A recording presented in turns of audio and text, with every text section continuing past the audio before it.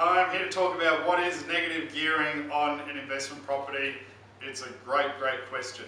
Negative gearing is where we have the ability to create a loss on paper, which then creates a tax minimisation tool for you. So a great way to look at it is with certain properties, if we talk about new properties, we have these things called depreciation claim.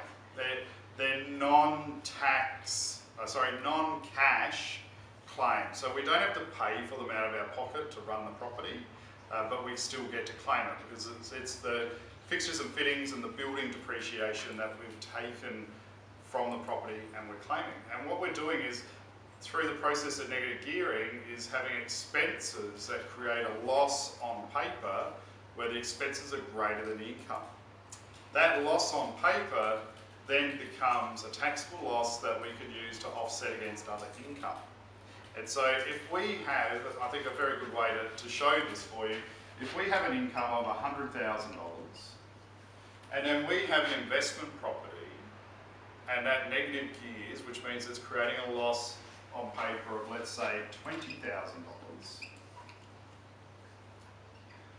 our income for tax reasons becomes $80,000.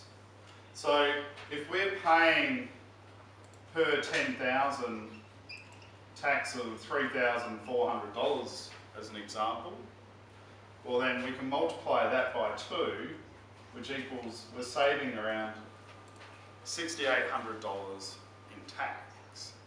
So I'm not here to argue the pros and cons of cash flow versus negative cash flow properties and negative gearing.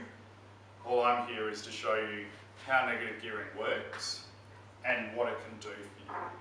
So negative gearing in principle is creating a loss on paper and offsetting it against your income, which is then saving you tax and giving you tax back in return.